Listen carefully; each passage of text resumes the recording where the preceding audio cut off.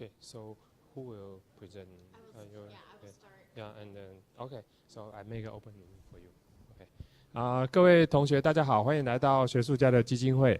好，那我们今天呢，就是很荣幸请到了奥克拉荷马州的Southern Nazarene 那就是这个大学的2位代表那这位是 Dr. Ford 然后这位是那个 Rachel 那他们2位呢会一起来介绍，就是如何选择一个美国的一个大学和 program。那这个是很多留学美国同学第一个面临的问题，因为美国学校太多了program 太多，怎么去选择？好，那我们当然从这2位实际是第一线的这个教育界的人士来跟大家解答。好，我们是不是鼓掌欢迎那个 Dr. Ford 跟 Rachel？ Do they need translation at all? Okay.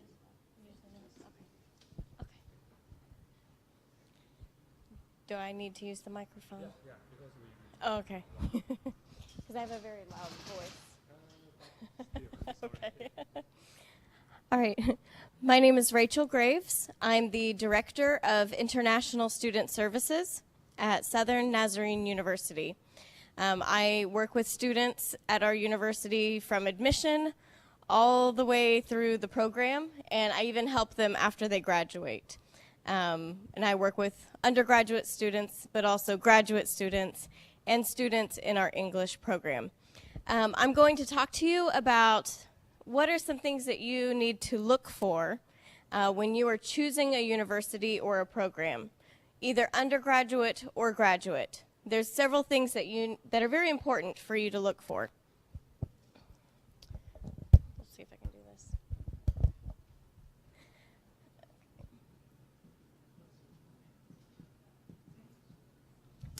The first thing that you need to take into consideration is location. The location of the school, the surrounding area, and there are several things that are very important for you to consider when you're thinking about the location, where you want to go to study.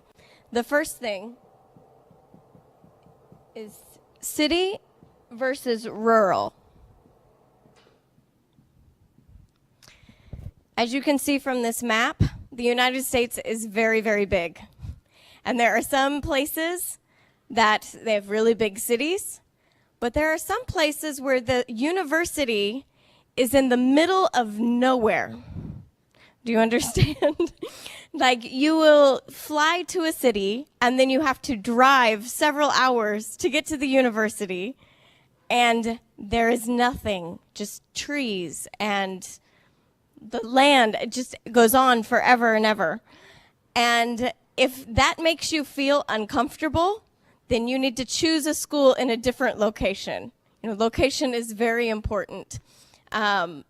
You need to take into consideration what will make you feel comfortable. Because when you are studying, if you don't feel comfortable in the location, it will cause you to struggle when you are trying to learn, okay? So that helps you, if you're in a comfortable location, that helps you improve your studying. It makes you it will be better for you, okay? The next thing, when you're taking into consideration the location, does it have an airport?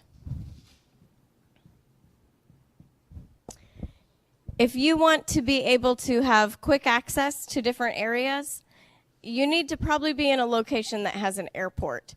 There are a lot of cities and a lot of towns in the United States that are far into the rural area and they don't have an airport. It makes it more difficult for you to get to the location. So that's something that you need to take into consideration. You need to think about, is that important for me? Do I want to be in a location that has a convenient airport? Okay. The next thing that you need to think about is crime.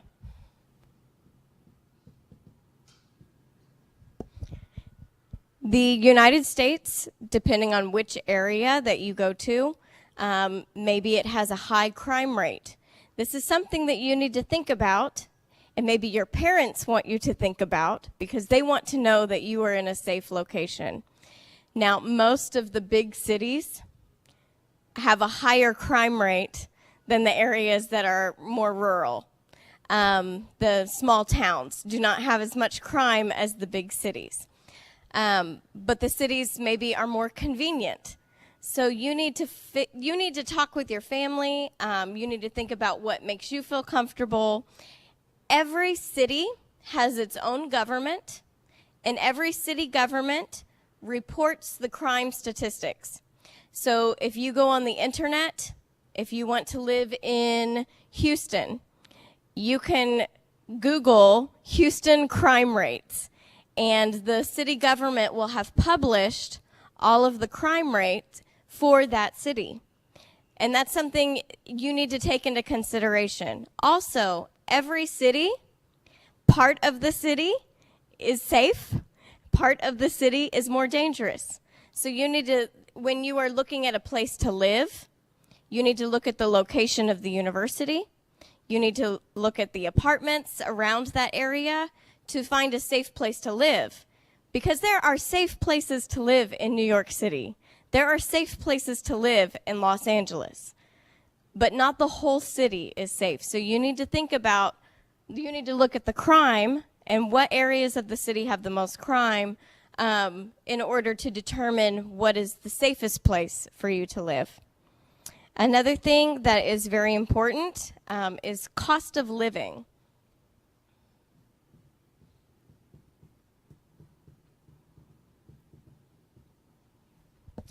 What are the living costs? How much are apartments?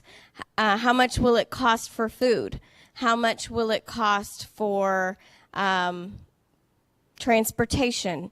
How much will it cost for electricity, utilities, water, things like that? In where our school is, in Oklahoma, we have the lowest cost of living in the United States.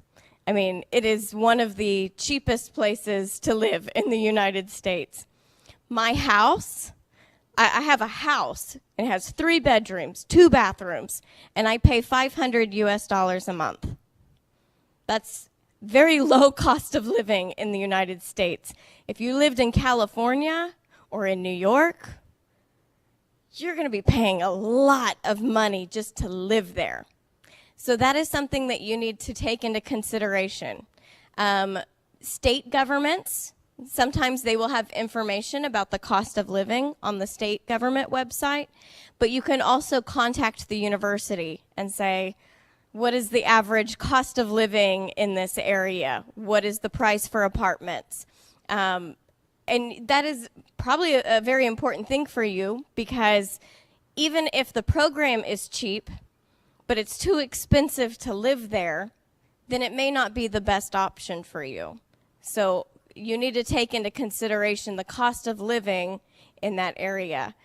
Living in rural areas, in the towns, is probably cheaper than living in the cities.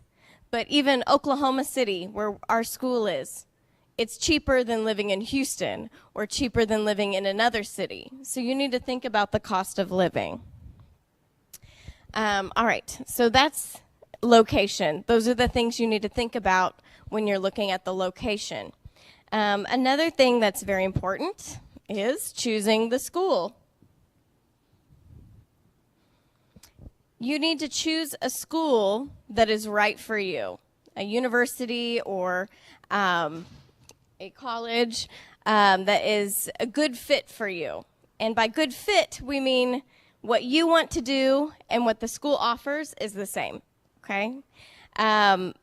Something that not many students realize is that the universities in the United States, there are thousands and thousands and thousands of schools, and they're all very different. So something that you need to think about is what makes you most comfortable, a big school or a small school.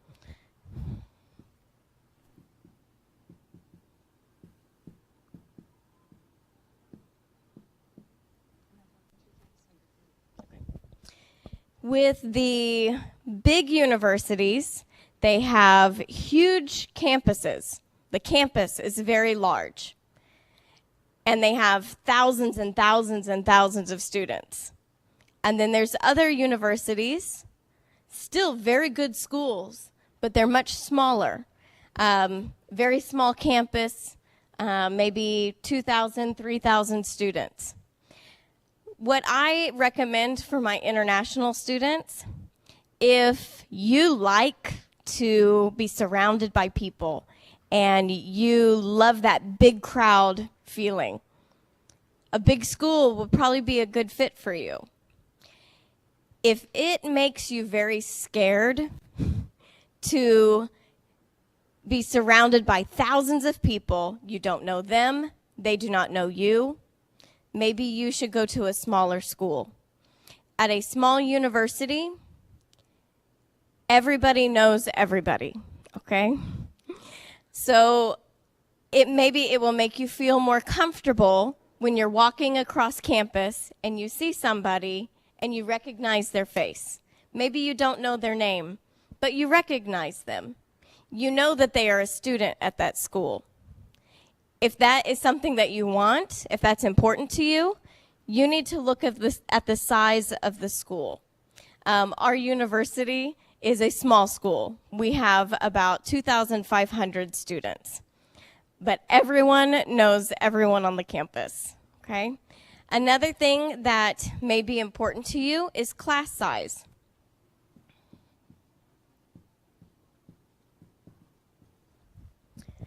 Some universities, they have very large class size.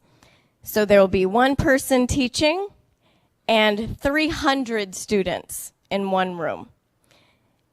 You do not get to know the teacher if you have that many students in the room. And if it is important for you to know the teacher, then you need to find out the class size of the university. Some of the smaller universities, they might have 10 to 20 students in one class. Also, if you are going for a language program, find out how many students are in the program, because it is very difficult to learn a language if there's 50 students in the classroom. You know, so if that's important for you, ask the university, the International Admission Office, ask them, what is the class size? What is the average class size? At our university, we have very small class sizes. There are about 15 to 20 students in one class. Our graduate programs, there's about 25 students per class. So you need to ask those questions if that's very important to you. Okay, so big or small school, and what are the class sizes?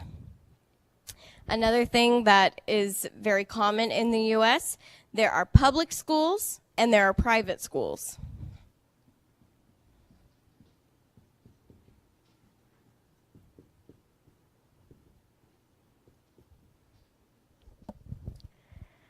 Most of the public schools are larger. Private schools are typically smaller. At a private school, usually they will have one tuition regardless of where you are from. A public school, like a state school, if you are from that state, they give you a very cheap tuition. If you are international or you are American but you live outside of that state, then maybe the tuition will be much higher. Okay, so when you're looking at public versus private school usually it's one tuition rate for everyone. Okay, so if you're international, American, the same cost. But public schools, usually it's different because it's funded by the state government. Okay. Another thing that you might see when you're reading information about universities is the words liberal arts.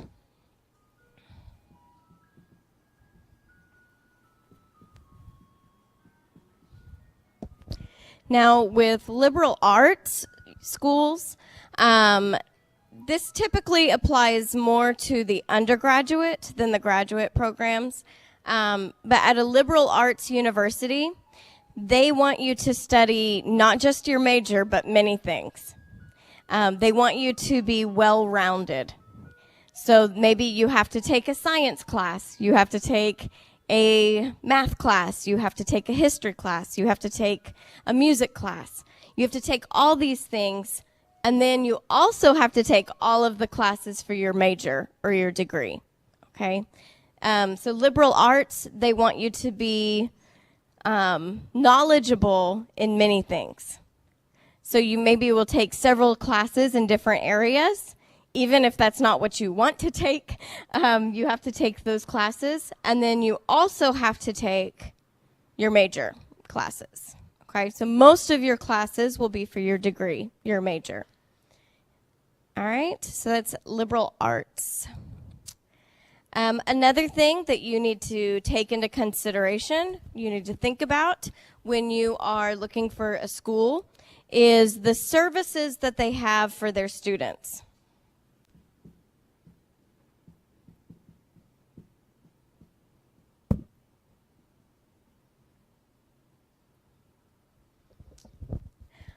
For example, at our university, all of the students, they have access to our student health center.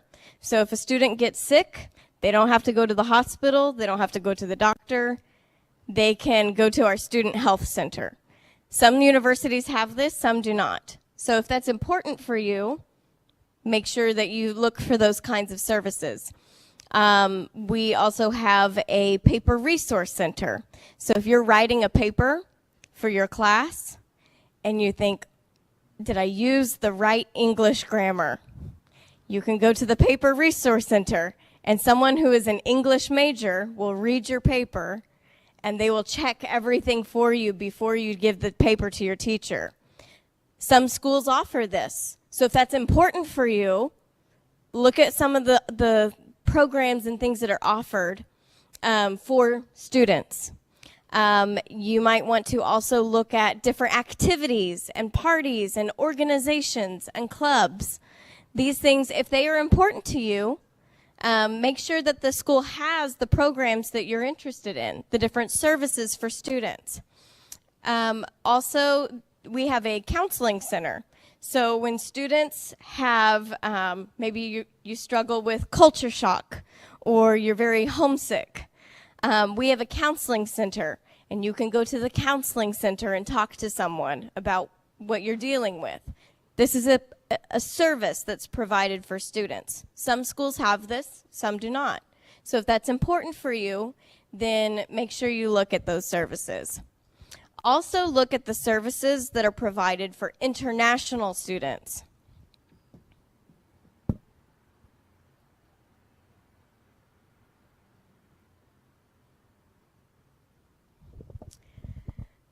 Some universities, their international student office, they provide many different services for international students. They will pick you up from the airport. If you get sick, they will take you to the doctor. If you need to go to the store, they will take you to the store.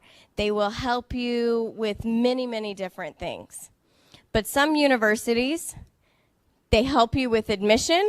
You get to the school, and then you're on your own, and you've got to help yourself, okay? Or you have to rely on the services that are provided for all students. They do not give you any special services. If you feel very nervous about going alone to the United States, I would look for a good school that has good services for their international students, okay? And that probably will make your parents feel a little better too if you have those kinds of services. Another thing,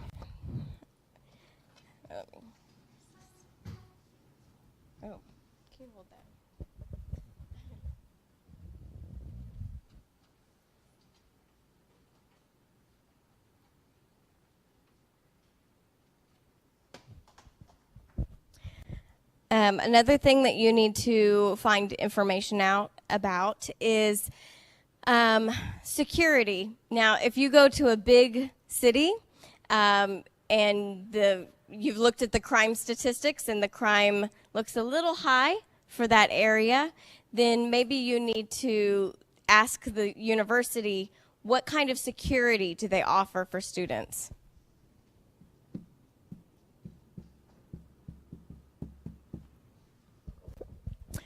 For example, at our university, your ID card, if you want to go into the dormitory, you have to use your card to open the door, to unlock the door. And when you go up the stairs or up the elevator, you have to use your card to activate the elevator. You have to use your card to open the door to the floor.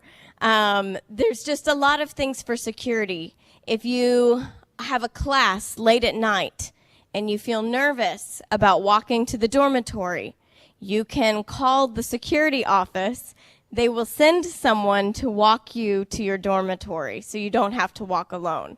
You need to find out what is offered from your university if it's in an area that you think maybe is not very safe, okay? So look at things for security.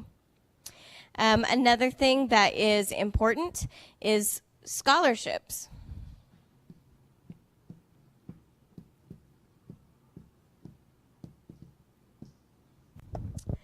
Not all universities will offer scholarships for international students. So if you are interested in going to a particular school, you need to talk to them about what kind of scholarships are available for international students. You need to find out if there are scholarships available for your program that you're interested in. You need to find out if there are scholarships available for your particular country that you're from. Some universities will have specific scholarships depending on what country you're from. And that's something you can actually ask the office here at Education USA. Sometimes they know of scholarships at different universities, and they might be able to help you with that kind of information. Another thing that you need to think about, if you do not have a high enough TOEFL or IELTS score, it would be very good for you to study English in the United States. So if you don't have a high enough score, find out if the university has an English program.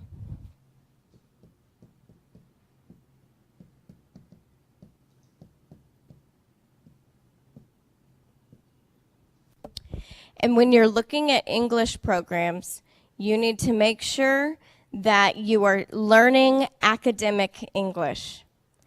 Because some of you, maybe your conversation is really good. You know how to have a conversation in English.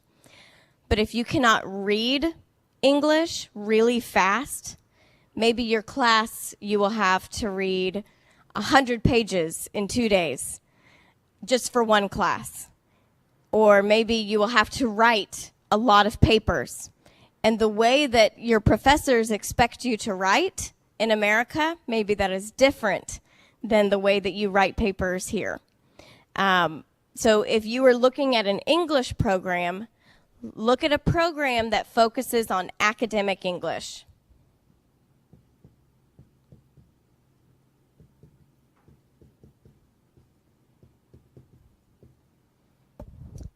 Because if the program focuses on speaking, maybe you can give a good presentation, but maybe you will struggle with all the papers. And in graduate school, most graduate programs are a lot of writing, So if you don't feel comfortable with your writing, maybe you have a high enough TOEFL, but maybe you want to take just 1 or 2 months of English before you start the program, just to make sure that you are at the right level so that you will be successful. Look and see what kinds of English program the university offers. Because if you go through the school's program, they will prepare you for what is required at their university, okay? The final thing regarding how to choose a university or program is being very careful to choose the program, not just because of the name of the university, but because of what program it is. And my colleague Dayna is going to talk to you about how to choose the best program versus school.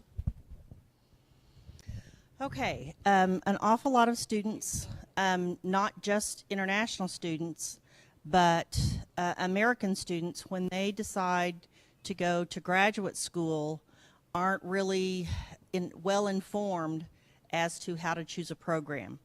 Typically, undergraduate students American students will go to whichever university their dad went to or their mom went to, or whichever university is convenient, things like this, where they can get a good scholarship. So there's a couple of different things for undergraduate students that you need to look at if you're looking at an undergraduate program. Of course, you're going to look at scholarships. They have academic scholarships, but there are also departmental scholarships.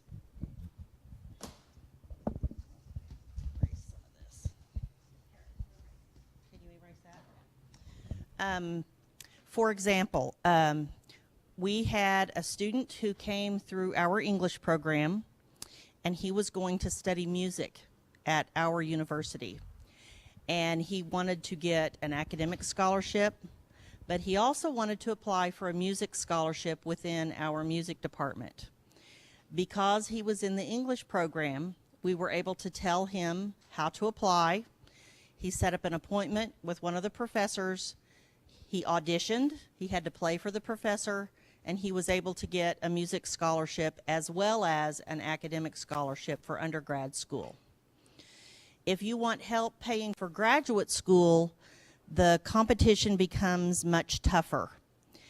In graduate school in the U.S., most universities do not have scholarships. They have teaching assistantships, which means your English must be very good so that American students who have never spoken to a foreigner can understand you. So you have to, your spoken English has to be very understandable. The other thing is you have to have, of course, good grades. But another thing that graduate schools are looking at, as well as undergrad and graduate schools, is what leadership qualities you have. When you were in undergraduate school, were you the president of your class? Did you belong to any clubs? Were you active in politics? Did you do volunteer work?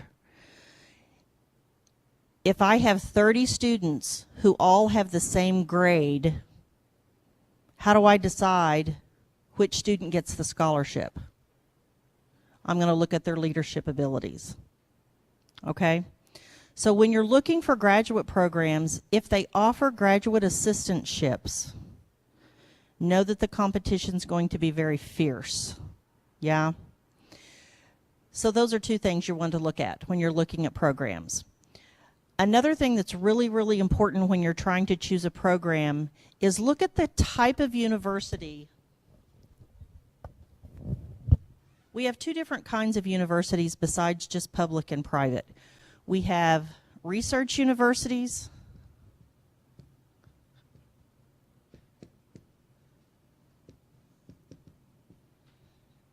and we have teaching universities. Research universities typically they're typically very large schools. The funding comes from the research that the professors are doing. So if a professor is doing some very important research to Samsung's money to that professor to pay for his research. For that professor, the most important thing to him is the money that he brought, not his students. The most important thing to the university is not the fact that he's a good teacher. It's more important to the university that he brought money from Samsung. Okay? This is one of the ways the research universities are funded. Their professors have the ability to bring funding in to the university. The problem is these research professors are more concerned about their research than their students. Now that's a generalization. That is not always true, of course. Of course, that's not always true. But in many instances, it is true.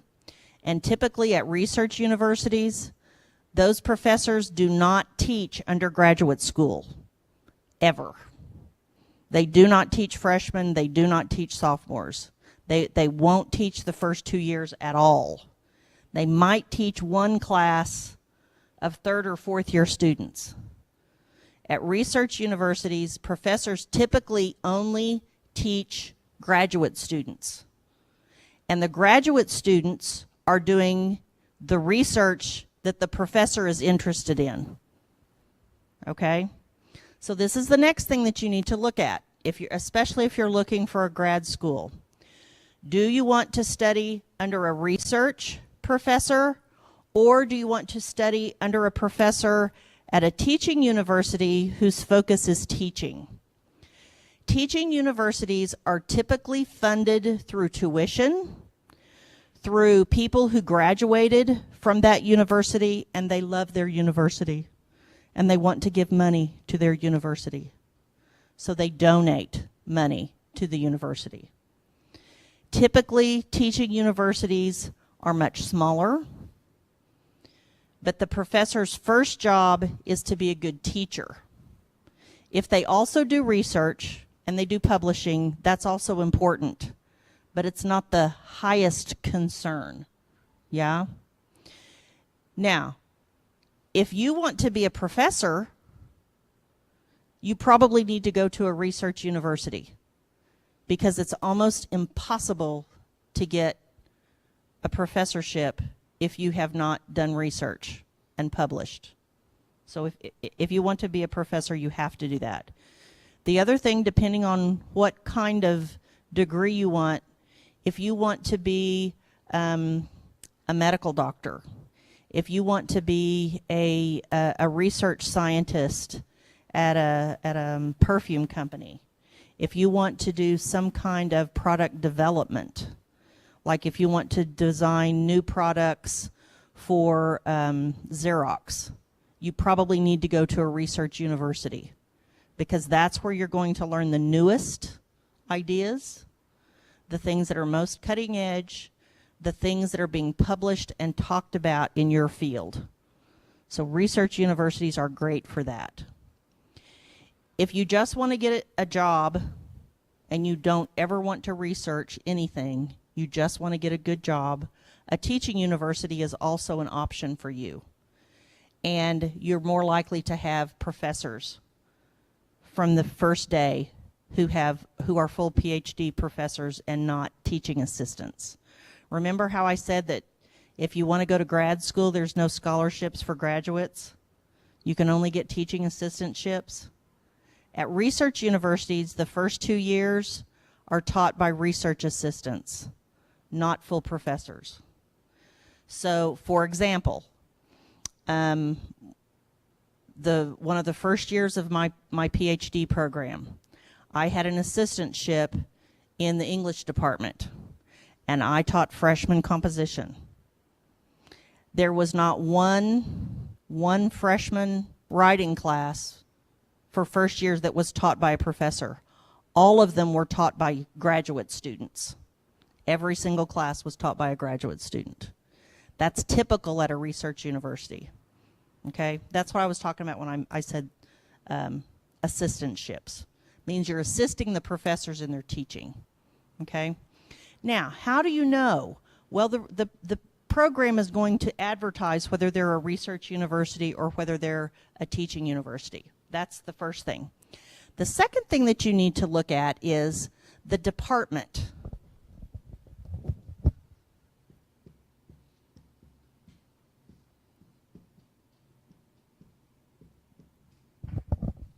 Okay, this is something that I learned when I went to get my master's degree. I thought that every university was the same. And so I chose a university that was close. I could afford it. And I knew that they offered the program that I wanted. After I started the program, I learned some things that I didn't know. So the program was at a very large research university. So I thought, oh good, they will know all of the newest things, right?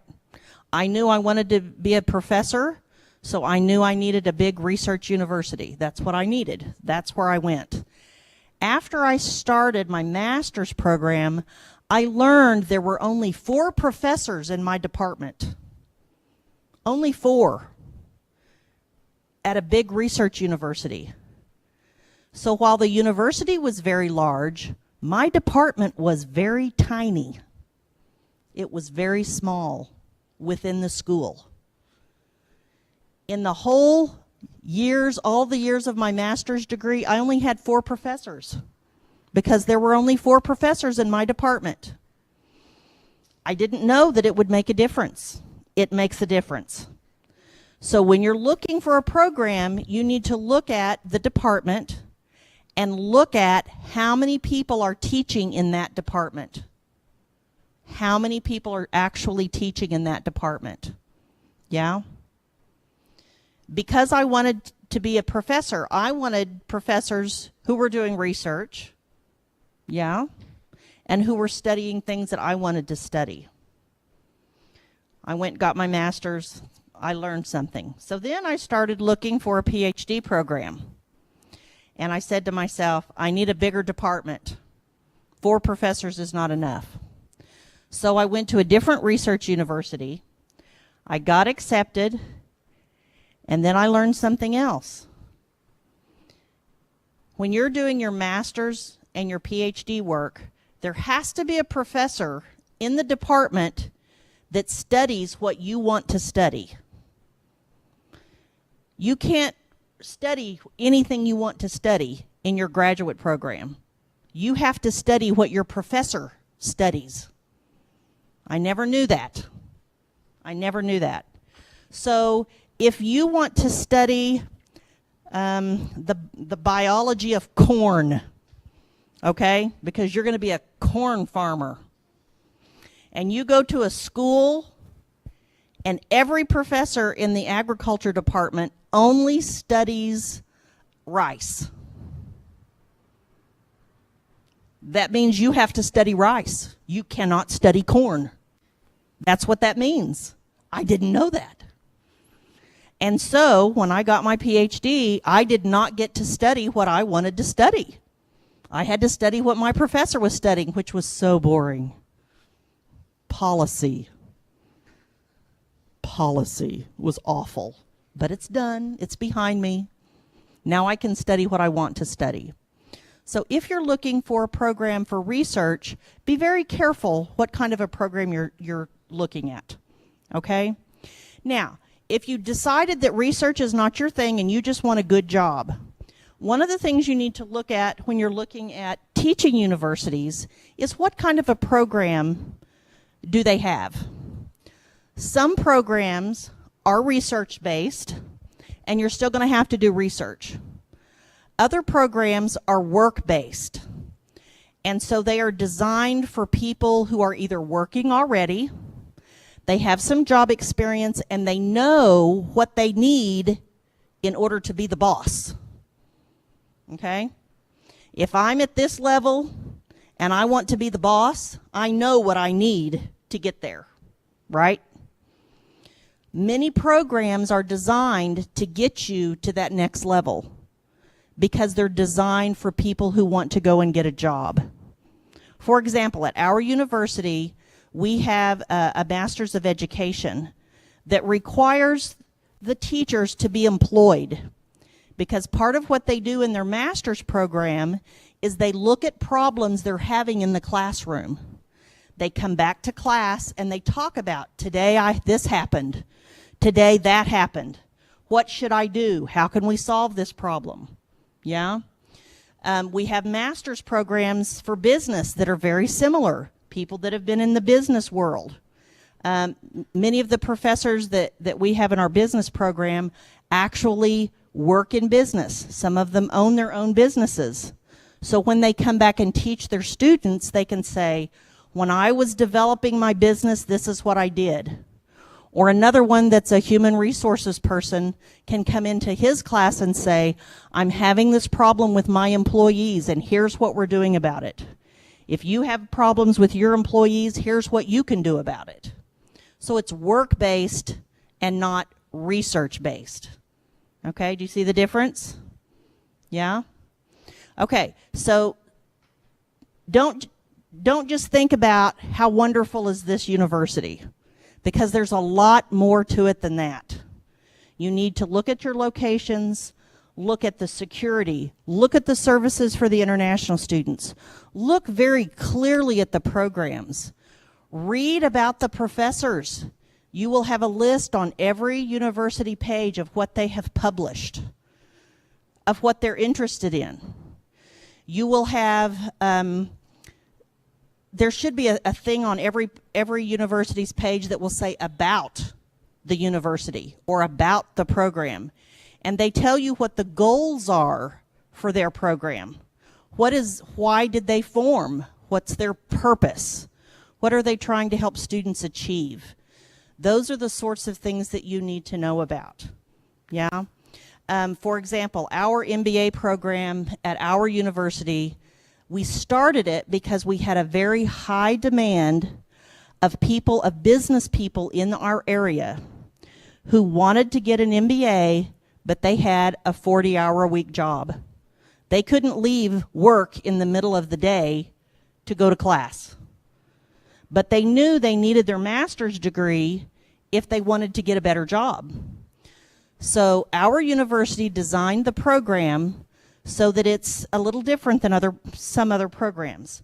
We have one group of 20 to 25 students that stay together throughout the whole program. They take one class at a time. It's 4 hours once a week. They do it for depending on the program, some are 8 weeks, some are 6 weeks, some are 10 weeks. And then they take the next one. And everybody stays together throughout the whole program. So you've got people that you know. You can support each other. If you had to miss, you can call somebody and say, what happened? You can help each other all the way through. For internationals, it's a really good program because you don't have a 40-hour-week job. And after the first class, you can take 2 classes a week, and you can actually get out in 1 year instead of 2. So it's a very fast way to get your MBA. Another thing that we had happen was we had a lot of demand from the hospitals in our area for a medical MBA. So we now have a special program for people who want to work in healthcare. If they want to work for big doctors' offices and manage the businesses, if they want to work for insurance companies, if they want to work for hospitals, they can come to our school and they can get an MBA in healthcare. So they learn all about the healthcare business, but they also learn all about the MBA part of what they need in order to run that. So look at what the school is specializing in. Every school will have special programs. Those are some of our master's level programs that are really good. Our school also for undergraduate has an amazing pre-med program. 99% of our pre-med students are accepted into medical school. It's very difficult to get into medical school in the U.S. And 99% of our students are accepted because it's a really tough program. The undergraduate kids in biology actually have to cut up human bodies for their biology classes for their bachelor's degree. Most universities don't have that. So when the medical school sees, this kid's from Southern Nazarene, we want him, they get accepted. So don't just look at the university's rating, also look at the program's ratings. Look at the professors, look at their interests. Be very specific because every university has different specialties. There's a university in Oklahoma called Oklahoma State University that has the best veterinary medicine school in the United States. Have you ever heard of Oklahoma State University? Anybody? No. But if you want to be a dog doctor, that's the school for you. It's the very best one in the U.S., but you've never heard of it. So it's in the U.S., it's different. It's not just about rankings. Every school is controlled by the government. They all have to meet the same requirements in order to be a university. They're not accredited differently. They all have to meet the same requirements. So regardless of which school you go to, you're going to get a good education. Look at what that school's specialty is, and that will help you to pick a good program. Yep. And the same thing goes with English schools. Our professors at our university were very unhappy with the students who were coming from other English schools, and so they asked me to start an English school. And so our English school is a little different than all of the other ones. For example, our students live with an American roommate in the dormitory, not with an international student. We pay college kids for 10 hours a week to speak with our English students. That's their conversation class. We don't have a conversation class. They have to read 3 ESL novels every week so that they learn how to read and they can keep up with the American students.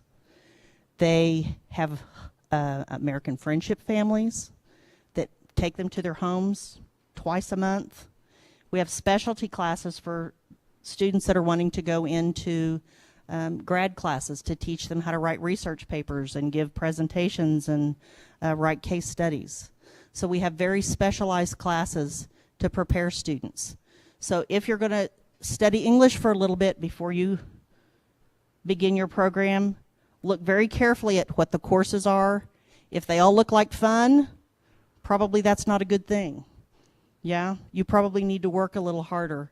One of the things we say about American universities is it's very easy to get into an American university. Easy. It's very difficult to get out. Now, what does that mean? What that means is 50% of American students drop out after 1 year. That's how hard it is. It's very difficult to graduate from American university. For every hour you are in class, professors will give you 3 to 4 hours of homework. Okay, let's figure that out. If you have 3 classes, or 4 classes, that's 12 hours a week that you're in class. And then if you have 3 hours of homework for each of those 12 hours, how much homework are you doing? A lot. Yeah. You're writing papers, you're giving presentations. You have to work in groups. The students who ask questions make higher grades than the students who never talk. How is that fair? It's not, but it's true. So you've got to learn how to ask questions. You've got to learn how to work in groups and things like that. So you might think about going to an English school at least for a month or 2 before you begin. Even if you've got a really high TOEFL, we recommend that. I also recommend that you live in the dormitory at least 1 semester, even if you are 35 years old. Because if you want to make friends, you have to live in the dormitory. It's really, really hard to make friends if you're not living on campus. After a semester, go rent an apartment, live cheap, but it really helps to live on campus at least 1 semester. Okay, that's all we have. It's time for you guys to ask us questions. Have we said things you want to ask questions about? Anybody?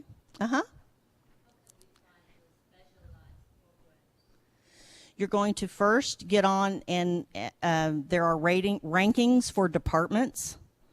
So, for example, there will be a ranking for the science department or for the business department or education department. You're going to look at that first. Then you're going to go to those particular universities and you're going to look at what their professors have studied. And you do that by looking at their vita, which usually they have a web page within the university web page, and it will say the presentations they've made, what papers they've published. If they have published books, it will tell the names of the books. And typically what happens is many people in the same department will study the same area of research or something.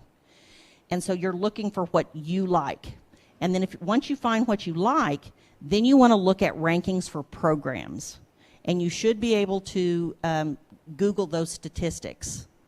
Does that make sense? just like you can get rankings of universities by just typing in rankings of, U.S. universities.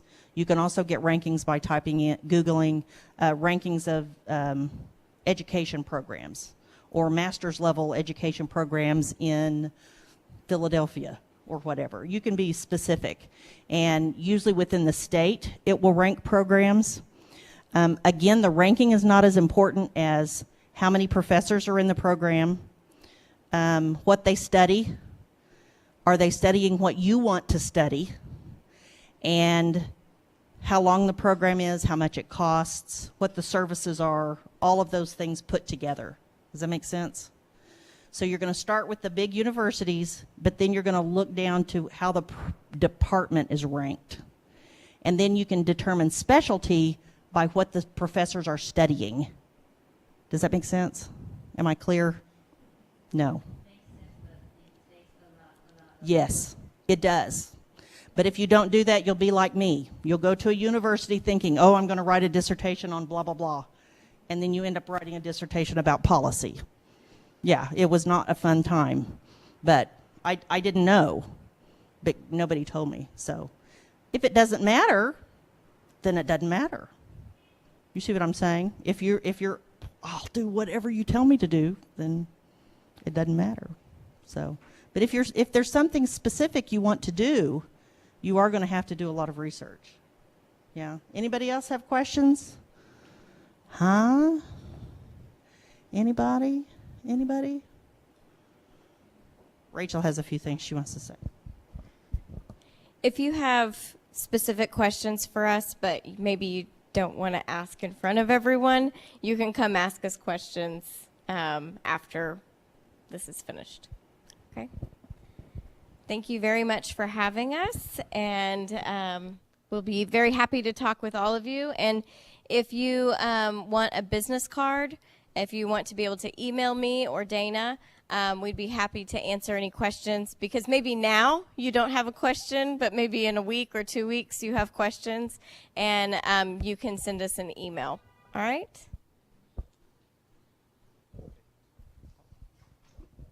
好，那我们今天因为时间关系，我们的今天的讲座就到这边。他们还会在这边待一下，有什么问题你们可以私底下来跟他问。好，我们是不是鼓掌再谢谢两位 ？Thank you。